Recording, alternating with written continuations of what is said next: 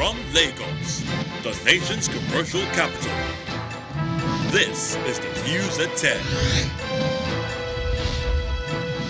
Live from Channels Television. Reporting tonight, Ijoma Onyato.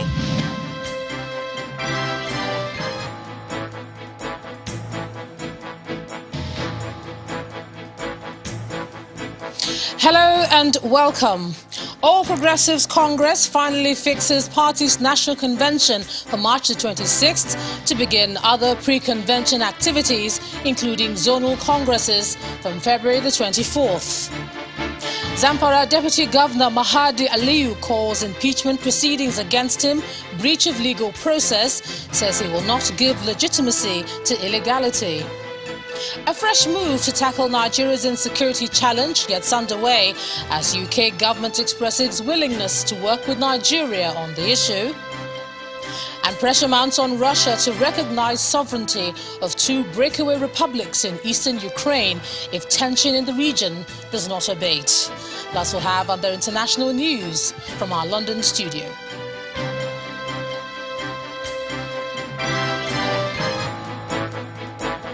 On business news tonight, United Kingdom injects additional £10 million funding to help reduce carbon emission and improve access to cleaner energy in the country. On sports news tonight, Chelsea FC manager Thomas Tuchel back struggling Romelu Lukaku says it's not time to laugh after the £98 million striker only managed 7 touches in an EPL game against Crystal Palace last time out. And from Abuja, DCP Abba to remain in NDLEA custody despite seeking release on medical grounds as Federal High Court Abuja dismisses bail application.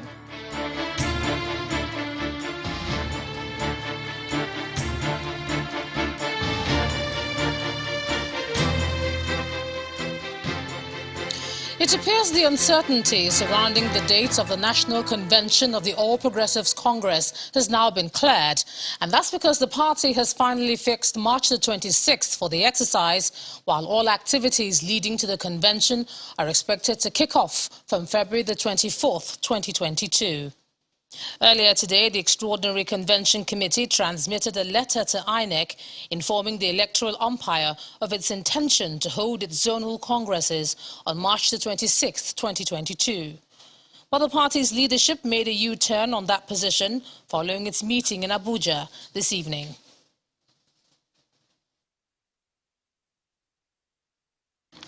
We have agreed and approved that the activities of the National Convention commence from the 24th of March and terminates on the 26th of March. The convention's activities commence on the 24th of February and will terminate at Eagle Square of National Convention on the 26th of March. In between the convention, we have agreed to have zonal congresses, and all the activities is hereby given. Conventions activities commence from this month on the 24th of February and shall terminate on the 26th of March. In between the convention activities, there shall be a zonal congresses. In Zamfara State, the 7-man investigative panel set up by the State Chief Judge Kulu Aliyu to investigate the allegations leveled against the State Deputy Governor Mahadi Aliyu Gusau has commenced sitting in Gusau, the state capital.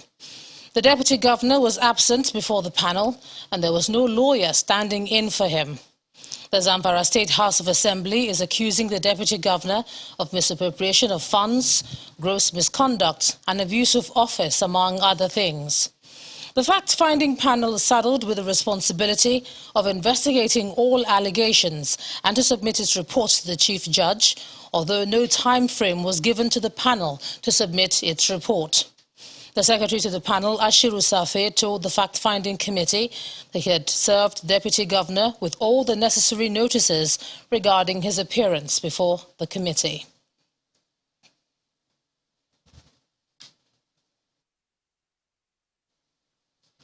Meanwhile, the Deputy Governor of Zamfara State has described moves by the State House of Assembly to impeach him, as well as the panel set up by the State Chief Judge to investigate his alleged financial misappropriation, as illegal and a breach of constitutional provisions. At a news conference in Abuja, the Deputy Governor states that while he is not opposed to appearing before an unbiased and legally constituted panel of investigation, he will not appear before the panel set up by the State Chief Judge, as doing so will amount to conferring legitimacy on an illegal body. It's illegal. Following the illegal and unconstitutional step taken by the Zamfara State Chief Judge, Honorable Justice Kulu Aliyu, in constituting a panel of investigation on the impeachment notice served against me by the Zamfara State House of Assembly, I find it necessary to make this statement.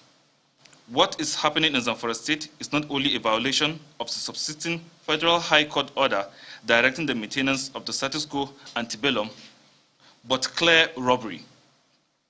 The court order, being clinically ignored, has been duly served on the Chief Judge of Zamfara State House of Assembly, and the Governor of Zamfara State. Since I have nothing to hide, I am not afraid to submit myself to investigation of any allegations, unbiased and transparent bodies. However, I am compelled to my professional calling as a lawyer to point out that these actions, especially that of Honorable Chief Judge, improper, indecorous, inappropriate, and unlawful. Therefore, in consideration of the position of law in the matter and my social standing as a law-abiding citizen, as well as my professional calling as a lawyer, I wish to register my constraints categorically and unequivocally. Appearing before the panel purported constituted by the Zamfara State Chief Judge will amount to conferring legitimacy on an illegal body and violating subsisting court order on maintenance of status quo. And over in Kano State, Governor Abdullahi Ganduje and top officials of the party, including the chairman of the party in the state, Abdullahi Abbas, have returned to Kano amidst celebration after the court judgment upholding his faction as the authentic APC leadership in the state. On February the 18th, the appeal court in Abuja ruled in favor of Governor Ganduje's faction in all three appeals against the judgment of the lower court. We know the court of law can never resolve political issues 100%. Therefore, it is our responsibility to invite our brothers and sisters that we had misunderstanding within our party, and to some extent we are still having misunderstanding within our party. We remind them they are members of our great party. We are children of the same parents, and therefore we invite them to come together with us so that we build a much stronger political party in Kano State. There's no doubt they are our brothers and sisters, and we like them, and we love them, and we invite them, and I believe they will answer our call. In other political matters, senior advocate of Nigeria and human rights lawyer Femi Falana is of the opinion that the ruling All Progressives Congress is not interested in reforming the electoral process. Mr. Falana says the refusal of the president to sign the Electoral Act Amendment Bill in the past, his delay in giving assent after receiving the bill over 2 weeks ago, and the lack of pressure from members of the APC for him to sign speaks volumes. He wants the National Assembly to override the president if he vetoes the bill again. He was speaking to our political correspondent, Terry Ikumi. It's not prepared to reform the electoral process through the new bill. And I won't be surprised if the president doesn't sign the bill. There will always be excuses. Been in this game since 2018. Whereas the APC, as an opposition political party, was campaigning for electoral reforms. Right? The party is not prepared to allow the status quo to change. Status quo that promotes rigging of elections, violent elections, inconclusive elections, and the tribunalization of the electoral process. I'm talking of, asking courts or tribunals to determine the winners of election as opposed to the people. So, the ruling party wants the situation to remain. Hence, there is no pressure on the president to sign the electoral bill into law. It's a challenge to all Nigerians. Once the 30-day period expires, the bill goes back to the National Assembly, and Nigerians have to mount prayer on the National Assembly to override the veto of the president. Yeah, we can't go on like this.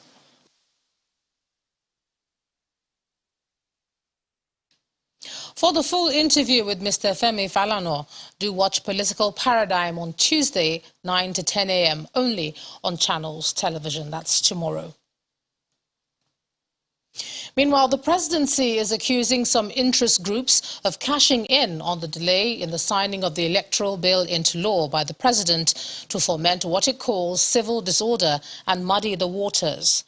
A statement by the special advisor to the president on media and publicity, Femi Adesina, says the president has a window of 30 days within which to sign the bill or decline assent after it had been transmitted to him by the National Assembly.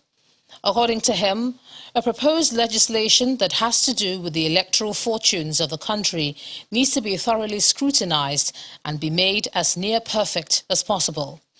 The statement adds that it is on record that the amended bill was sent to the presidency on January the 31st, 2022, which means that the executive could do due diligence on it till March the 1st, as prescribed by the Constitution. He therefore asked those whom he described as playing cheap politics with the electoral bill to hold their peace, as the right thing will be done within the legal time frame. The former President, Goodluck Jonathan, is confident in the ability of ECOWAS to solve the myriad of challenges it's currently grappling with. And this is the part of his remarks at the two-day maiden strategic retreat and planning workshop on the ECOWAS Council of the Wise, a mediation organ of the regional body. Our correspondent Chris Lems reports. Members of the ECOWAS Council of the Wise, one of the key mediation organs of the regional body for peace and security, are gathered in Lagos for a two-day deliberation on happenings in the region. In the last 2 years, there has been 3 military coups in Mali, Guinea and Burkina Faso, as well as attempts in Niger and Guinea-Bissau. This is of concern as democracy is gravely threatened, as well as regional stability. These are part of what this meeting is expected to review. There is no doubt that community citizens count on your wisdom and wealth of experience in contributing to regional solutions. We all are looking forward to concrete outcomes from this workshop that is expected, among other things, to chart a roadmap for your intervention and mitigation of the challenge currently confronting the ECOWAS region. In his remark, former President of Nigeria, Goodluck Jonathan, who is the chairman of the council, expresses hope in the region's capacity to address the problems. The task ahead of us may seem daunting, given the current challenges in our sub-region, but it is not insurmountable. I implore all of us to give the assignment our best shot. We will be seen to have done justice to this assignment if we succeed in catalyzing processes towards institutionalizing systems that will deepen democracy, people-oriented governance, and sustainable growth in our sub-region. As the country forges ahead towards the 2023 election, Dr. Goodluck Jonathan enjoins Nigerians to be hopeful and trust the process. When elections are coming, there's always this fear that the country will implode. But you'll see that the country has remained stable. Even when I was in office, 2015 election, I learned that some people like you even were sending their words out of the country. But nothing happened at the end of the day. So 2023 will come and go, and this country will remain. When the meeting is concluded, expectations are that resolutions and recommendations that will strengthen regional stability will be preferred and hopefully adopted by leaders of the region. Chris Elems, Channels Television News. In part 2, after the break, Minister of Science, Technology and Innovation, Dr. Ogbonnaya Onu, says that Nigeria will join the race in exploiting atomic energy supply. That's in a moment. We join us again.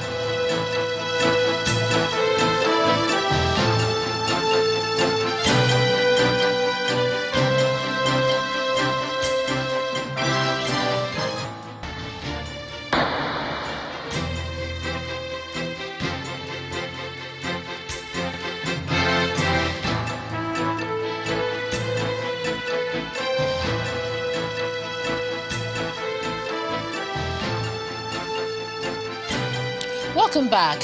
If you've just joined us, you're watching the news at 10 on Channels Television, coming to you live from Lagos. A reminder of our top stories. All Progressives Congress fixes National Convention for March the 26th. Other pre-convention activities, including zonal congresses, to begin from February the 24th. In battle, the Deputy Governor of Zamfara State says impeachment proceedings against him are a breach of legal process. UK government willing to work with Nigeria to tackle challenges of insecurity. And pressure mounts on Russia to recognize sovereignty of 2 breakaway republics in eastern Ukraine if tension in the region does not abate.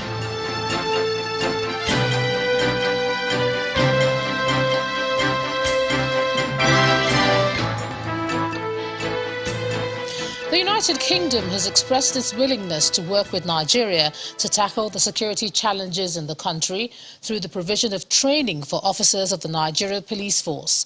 And that's according to the UK Minister for Africa, Latin America and the Caribbean, Ms. Vicky Ford, when she met with the Minister of Foreign Affairs, Mr. Geoffrey Onyema, in Abuja today.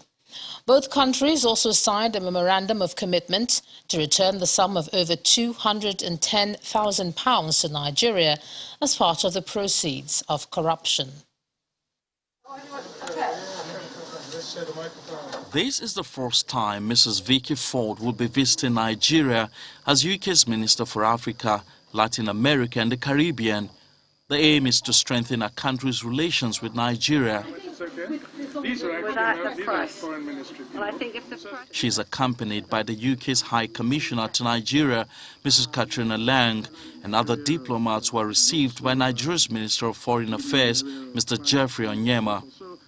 We're extremely happy with the progress of our cooperation and look to strengthen that even more. Mrs. Ford announces her country's support to Nigeria in tackling insecurity, corruption, climate change, low female school enrollment and trade. It's a partnership that, yes, is built on defence and security, but also trade and the economy and climate change and more. On the defence and security, it was very, very good to have those detailed meetings between our national security advisors in London 2 weeks ago, and to really think how we can help in this partnership to help strengthen some of the challenges that you face in terms of security here. Her entourage then moves to the residence of the UK High Commissioner in company of the Minister of Power and other officials of the federal government. Yes, definitely. Here she announces a 5.6 billion naira intervention to boost renewable energy production in Nigeria. You'll all know that Nigeria still has 85 million people without reliable access to energy. So I am very pleased to announce £10 million of UK aid funding today. A memorandum of commitment for the repatriation of over £210,000 to Nigeria is signed.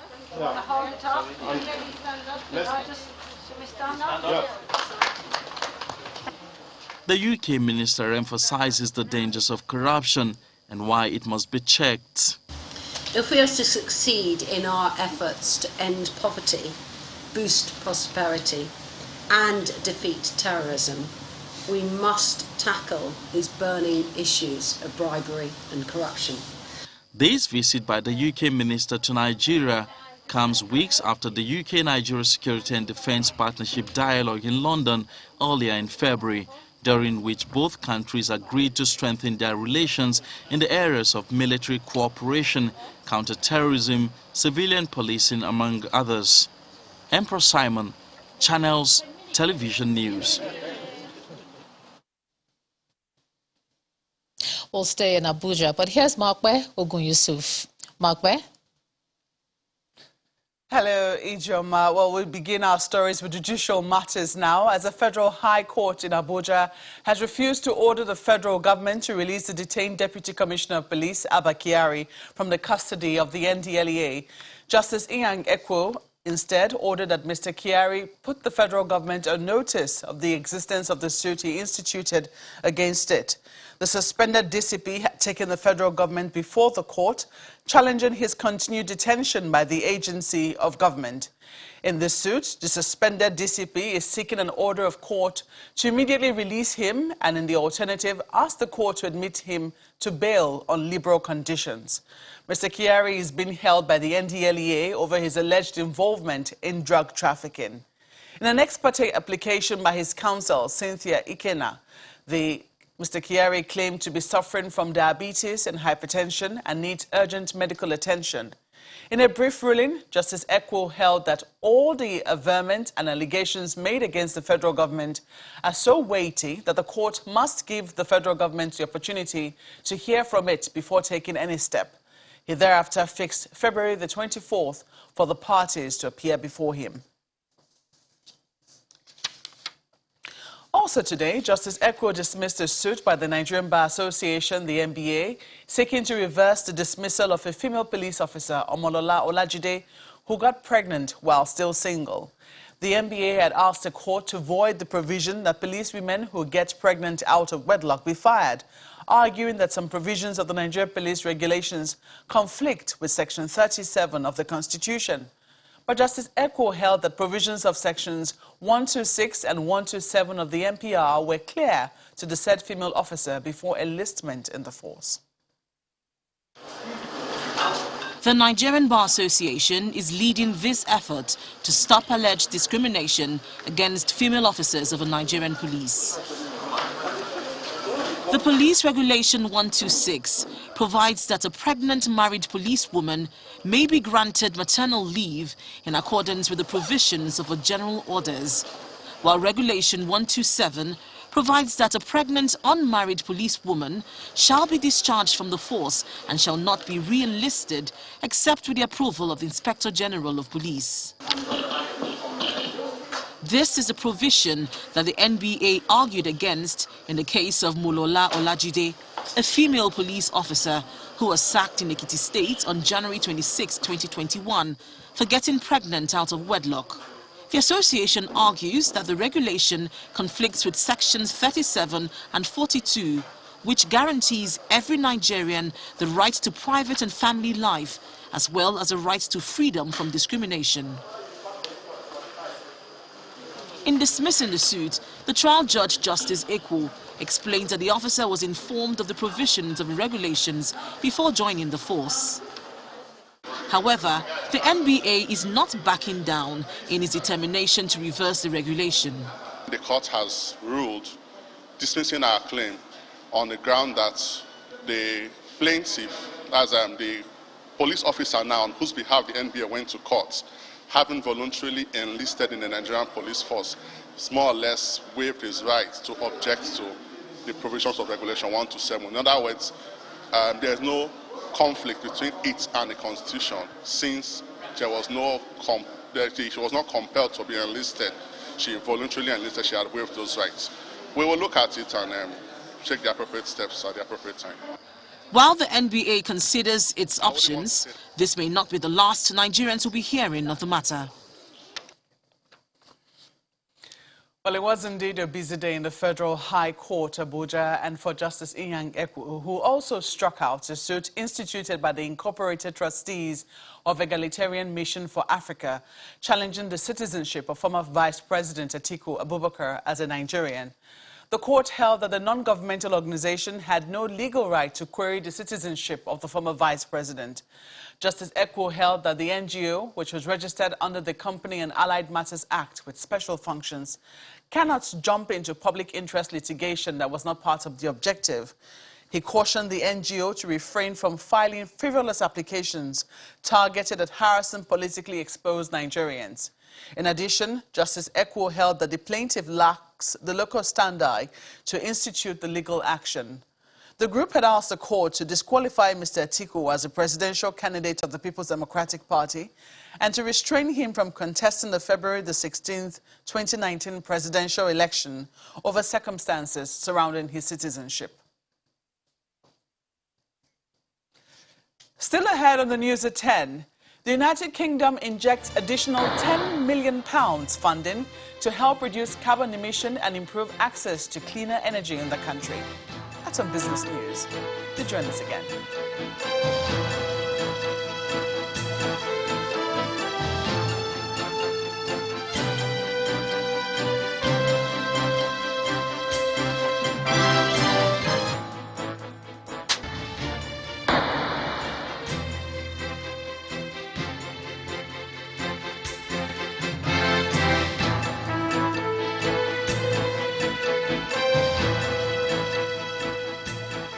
Welcome back to the news at 10.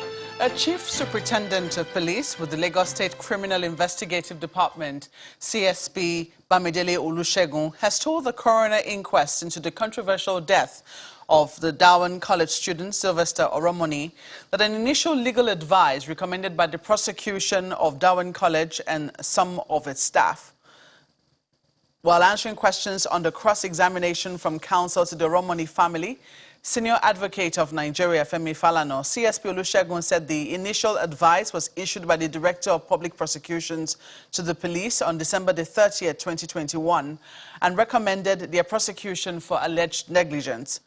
The witness, who narrated to the court the various steps he took to investigate the matter, also confirmed on the cross-examination that the police were initially shocked by the decision of the magistrate court to grant bail to the Darwin staff and the 5 suspected students, especially because the force was yet to conclude its investigations.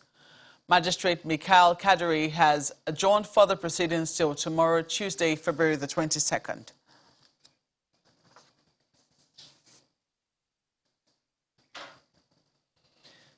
And that's all from our studios. It's back to you now, Ijoma. Thanks a lot, Mark Bear. Let's stay with legal matters. And the Lagos High Court, sitting at the Tafawa Balewa Square, has fixed March the 1st for the adoption of final written addresses by lawyers in the trial of Danish businessman Peter Nielsen, accused of killing his Nigerian wife and daughter. Justice Bolanle Okikiolu Ile fixed the date after the defense counsel, Mrs. Dolapo Oyewale, closed their case. The Lagos State government had arraigned Nielsen before the court on 2 counts of murder, contrary to Section 223 of the Criminal Laws of Lagos 2015. The state had alleged that the defendant killed his Nigerian wife, Zainab, also known as Alizi, and his daughter on April the 5th, 2018, at their Banana Island residence in the Ikoyi area of Lagos. The defendant, however, pleaded not guilty. Nigeria is to join other countries of the world to exploit atomic materials for more energy supply, and that's according to the Minister of Science, Technology and Innovation, Dr. Ogbonnaya Onu. He says for this reason, the country is watching with keen interest the research in many countries on nuclear fusion technology for energy use. Dr. Onu made this known at a national conference on the draft revised national energy policy in Abuja.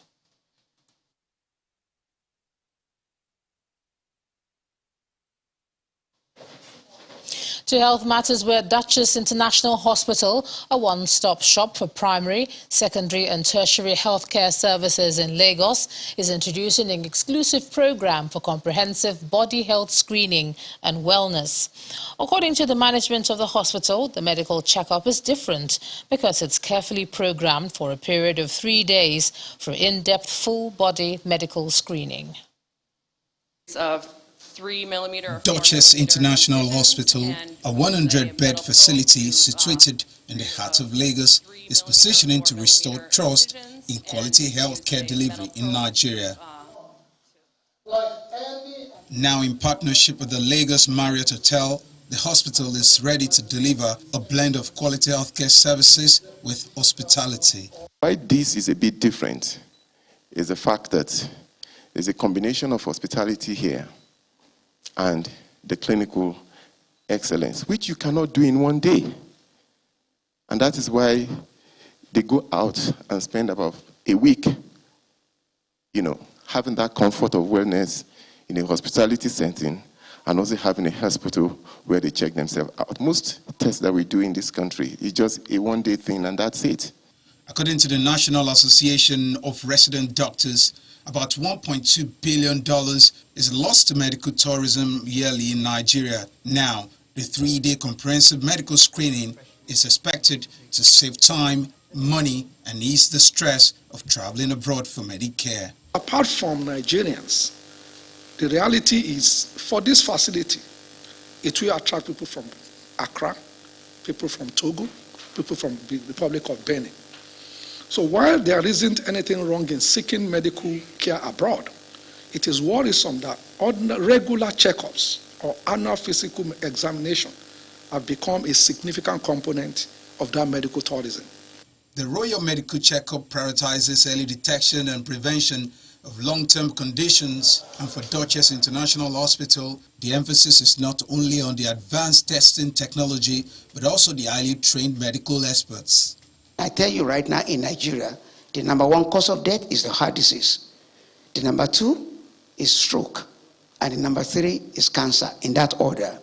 And that is pretty much prevalent among the middle class and the upper class, which is majority of us that are here. So we have to pay attention, and we have to really make sure that this is it.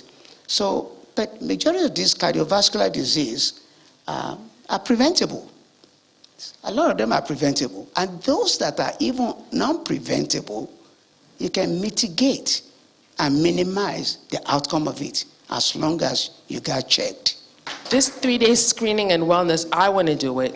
So I'm going to come and do it myself and then recommend it for the rest of my organization, because I really believe that this is amazing. We spend a lot of money, time, energy doing these checkups on a regular basis outside of Nigeria. If there's a way to do it here, like what we saw in the video, there's not going to be a reason to be doing this outside of Nigeria anymore. Apart from the premium royal plan, the hospital is also offering other packages suitable for different medical needs. You come to a building like this, it's immediately intimidating, it's daunting, but actually what we're saying is the precise opposite. We're saying this belongs to the people. Our commitment actually is to affordable access to healthcare. When patients come in here and they've had their whole wellness program checked out, and there's a component of it that needs some form of physiotherapy, aromatherapy, and we have a first-class spa and all of that in our hotel. And we felt that we can incorporate it as one product. Duchess International Hospital says it is positioned to deploy comprehensive clinical resources and complex care services tailored to improving overall well-being of patients. Dari Idu, Channels Television News. Now, news just in says APC governors are meeting in Abuja hours after the announcement of the party's national convention. The governors who have arrived for the meeting at the Kebbi State Governors Lodge are the chairman of the Extraordinary National Convention Planning Committee and Governor of Yobe State, Maimala Buni, Professor Babagana Zulum of Borno State, Simon Lalong of Plateau State, Abubakar Sani Bello of Niger, Badaru Abubakar of Jigawa State, Yahya Bello of Kogi State, and Nasiru El Rufai of Kaduna State, among others. The reason for the meeting is not yet known, but it may not be far from the issues of the party's national convention. For some business news, here's Anne Waudu. Banking, so easy, so simple. Dial star 894 hash now to experience it. You first, First Bank.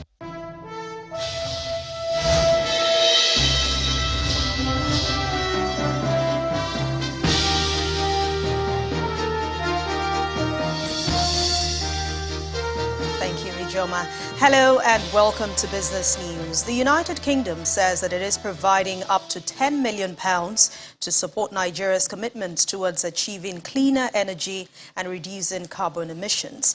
A statement from the British High Commission in Abuja says the financing will help Nigerian investors focus on low-carbon energy, support off-grid projects, as well as the country's conference of the party's commitment to reach net zero by the year 2060. It also adds that the financing will help scale up domestic financing for eligible off-grid clean energy infrastructure, such as solar, mini-grid, and home systems, clean cooking infrastructure, and SME cold storage infrastructure in the country. Meanwhile, the United Kingdom's Minister for Africa, Vicky Ford, has affirmed that the country is committed to increasing both renewable energy and energy access in Nigeria, driving clean, sustainable, and resilient growth. Let's head to the stock markets now, where trading on the exchange has ended today's trading session in the green. Investors are seeking a safe haven in the financial service stocks. Layo Adegoke will give us the details.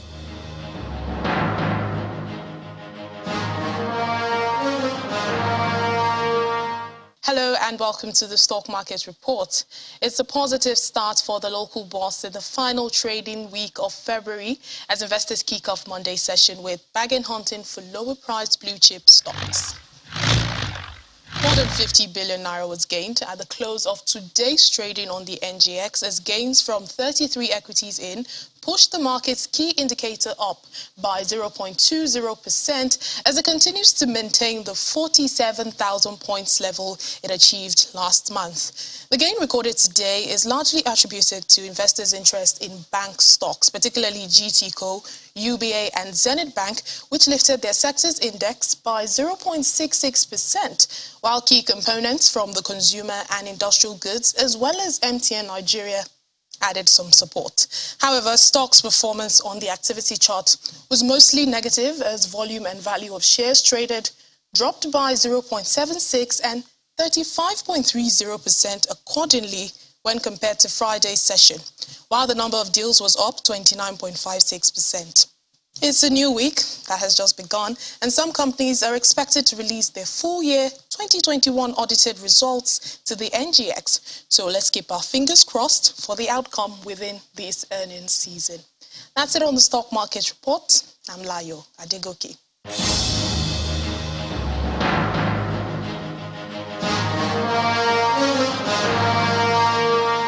Thank you, Layo. Well, let's hope that green color is sustained the whole week.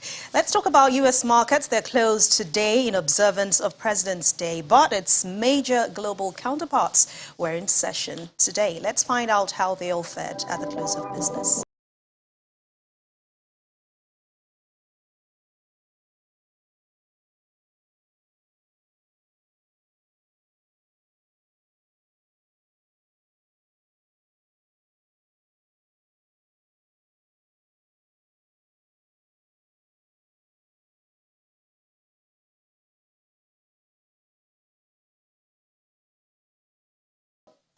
And that's Business News Tonight. Thank you for watching. I'm Anne Mwawadu. The rest of the news at 10 continues now with Ijoma.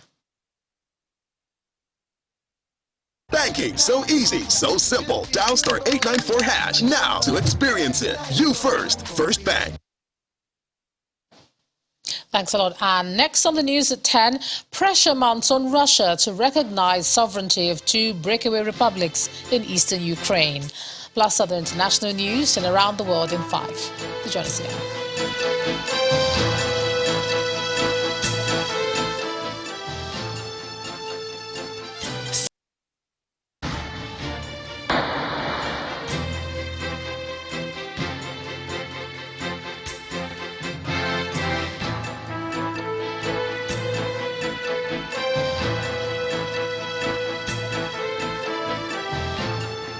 Welcome back to the news at 10.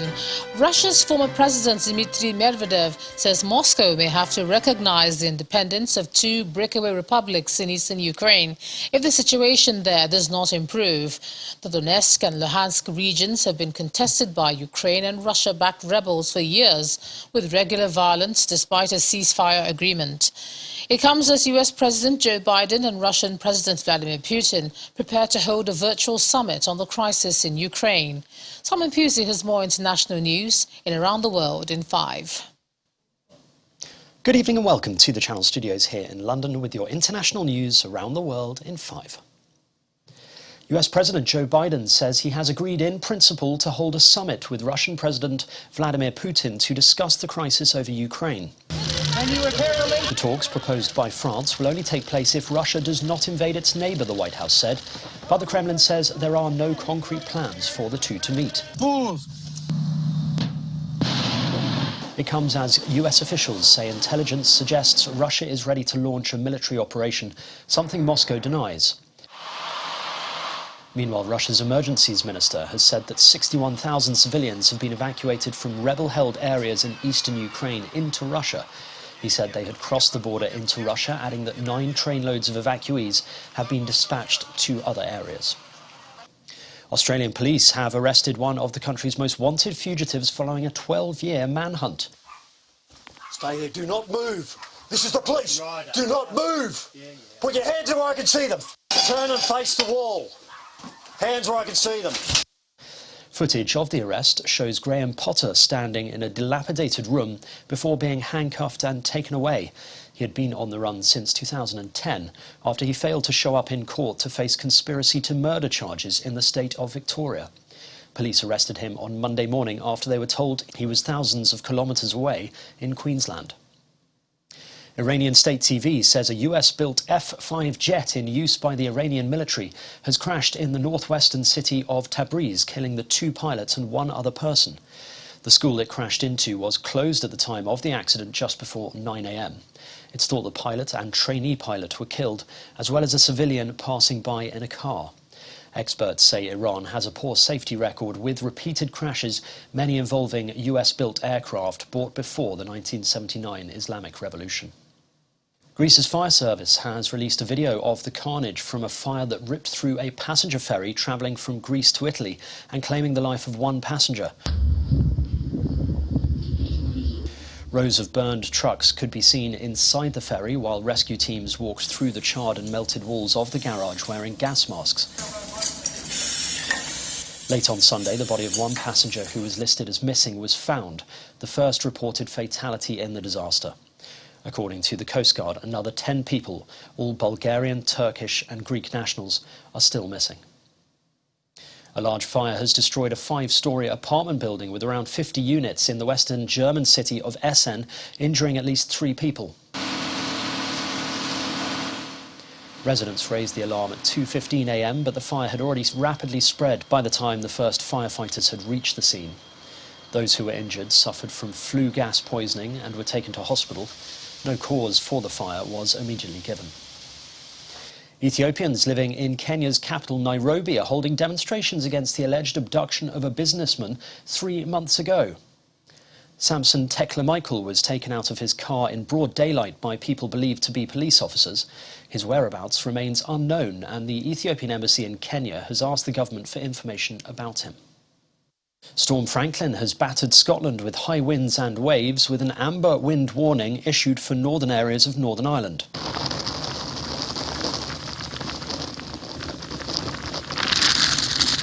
Storm Franklin, named by the Met Office, is the latest storm after Storm Dudley and Storm Eunice hit the UK last week. Of the Tipsy Toad. Storm Eunice battered northwestern Europe on Friday with record winds of up to 122 miles an hour, killing at least 9 people and knocking out power for tens of thousands. And finally, Australia has reopened its international borders for the first time in nearly 2 years, bringing joyful family reunions and a boost to tourism. There were emotional scenes and tearful reunions at Sydney Airport as hundreds of people began arriving on flights. The country imposed some of the world's strictest travel bans after shutting itself off in March 2020 due to the coronavirus. Warmth of the welcome that's been given to those first planes that have come in this morning has been quite extraordinary, and to see the way that people have been reunited, the hugs, the tears, has just been wonderful. It's been a party out here at Sydney Airport. Everyone's celebrating. It's so great to have the international tourists back from right around the world. And that's your international news around the world in 5. Now back to the Channel Studios in Lagos.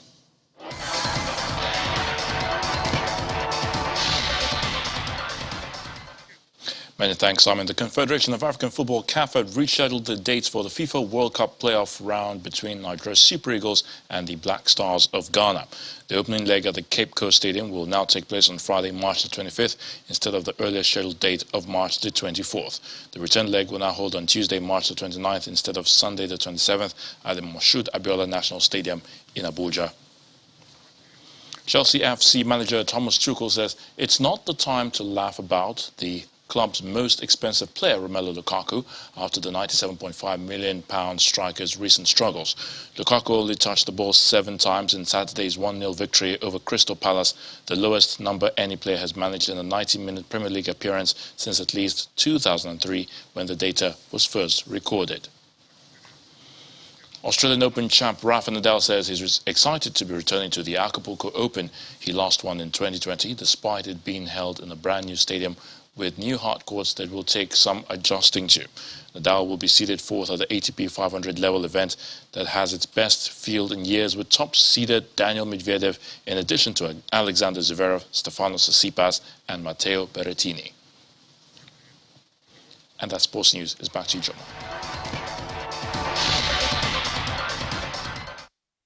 Thanks a lot, Ayotunde. And the main news again. The All Progressives Congress today fixed its national convention for March the 26th. And hours after that announcement, APC governors have assembled in Abuja, where they are discussing the way forward for the party. The governors at the meeting are those of Ondo State, Governor Rotimi Akeredolu, the chairman of the Extraordinary National Convention Planning Committee, and Governor of Yobe State, Memala Buni, and the Ebonyi State Governor, Dave Umahi, among others. That's the news at 10 tonight. Thank you so much for staying with us. I'm Ijoma Bunyato. Do have a good night.